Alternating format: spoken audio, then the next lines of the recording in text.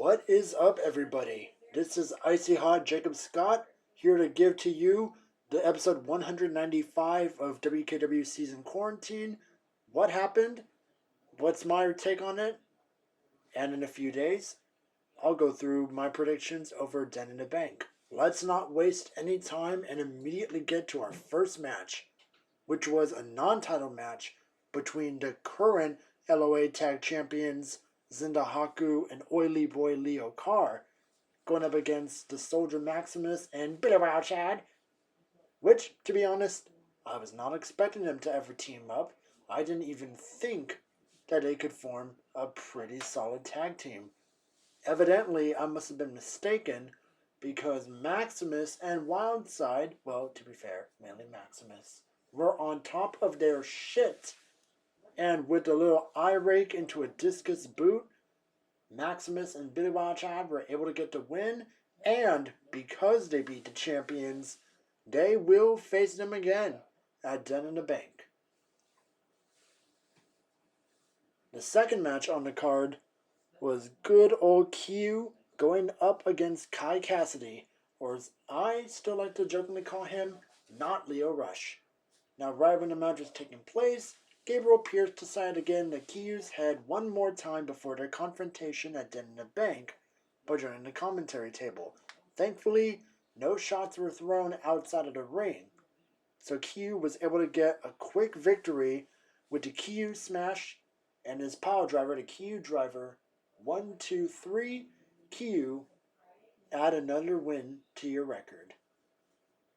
The third match was one of 3 qualifying matches for the Den in the Bank ladder match for the WDW side, which we honestly thought was going to have 6 people. I was just informed that's changed to 8. That's why we have 3 qualifying matches. And the first one was between the former WDW champion Dylan Casey going one, or should I say WKW champion Dylan Casey, going one-on-one against Gavin Wickens.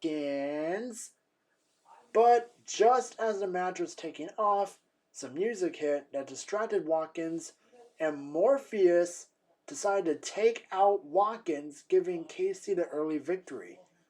Now, I don't know if this means Casey and Morpheus are going to be working together in some way or not, or if this is a heel turn from Morpheus, or if it's like I said, Morpheus just did something so that we can forget about the fact that he was on a little bit of a losing streak. Either way, Watkins got screwed over. I will be unashamed in saying that. Watkins got screwed. And Dylan Casey is one of the members in the Den in the Bank ladder match. The fourth match was another matchup in the Den in the Bank ladder match qualification between the youngest wrestler in WKW currently, Axe, going one-on-one with the ultimate finesser, Chris Bay. And it was one hell of a match. Axe was putting in the effort.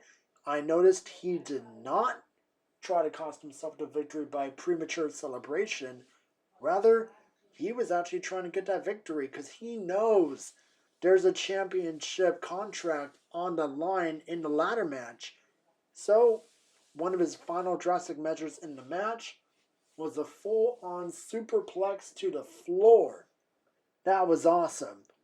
But it wasn't enough to put away Chris Bay. But after a mean kick to the face, Chris Bay was able to go up top, hit the 20 Bay team splash. 1, 2, 3. Chris Bay is now in the ladder match. The fifth match was another qualifying match, the third and final one of the episode, between Isaac Mystery and Billy Huggins, the Florida hobo. And Huggins was wasting no time.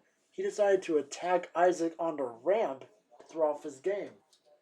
And to put a long story short, it worked. I mean, Isaac was able to get Billy Huggins inside the mystery lock, but Huggins was able to eventually power out with that, and I'm assuming due to the fact that Mystery could not get that in 100%. So, Huggins did him a favor and put him away with the nasty hobo kick to the face. 1, 2, 3. Billy Huggins is joining the Den in the Bank ladder match. Now the semifinal match was Reynolds, the WDW champion. There, I corrected myself. In a non-title match and a first-time ever matchup against Momo from Samoa. And now Momoa might be a big and powerful dude, but to be honest, he didn't have a candle to Bolo Reynolds. Twice he tried to go for a spear early on, and twice Bolo just jumped right over him. Like he was one big car that he had to jump over so he can quickly deliver a pizza. Come on. I'm sure he's had to have done that at least one point. Anyway, Momoa was eventually able to make a comeback after a pop-up Samoan drop, due namesake. He was able to hit his comeback move. I was going for a spear that could have put Bolo in trouble, but Bolo turned that into a DDT. And after that, an impressive Gorilla Press Slam leading into the special delivery, TKO, 1, 2, 3. Bolo Reynolds had some final momentum going into the event before, actually, if I'm not mistaken, Bolo gets Den of the Night off. Now, how about that? Wish I could do that. But I can't. I'm the recap guy. And the final match before Den in the Bank was Percy Lopez, the Golden Fang champion, I should say. I'm correcting myself once again. Hold on. What kind of champ is he one more time?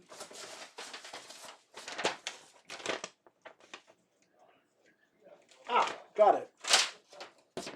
Your Wolfpack champion, Percy Davis, going one-on-one in a non-title match against Morpheus, where after getting a little bit of a momentum rush from attacking Gavin Huggins, he's hoping that he can finally snap that little losing streak of his. Well, even though Morpheus put in a great effort, even dropping Davis with a few more phenomenal power bombs and escaping the real driver, that double underhook driver of Percy, a few times, Percy was able to catch up with Morpheus and drop him with the real driver 1, 2, 3, extending Morpheus's losing streak to 3. Damn, Morpheus, you gotta think of something quick, man. I'm hoping that Den in the Bank you can think of something, or if not, the WDW right after. So, that's been my little recap of Season Quarantine episode 195. This is Icy Hot Jacob Scott saying, fuel the flame, fear the cold, but most importantly, have a good night. And look in the coming days for my predictions of what's going to happen at Den in the Bank. Catch you guys later.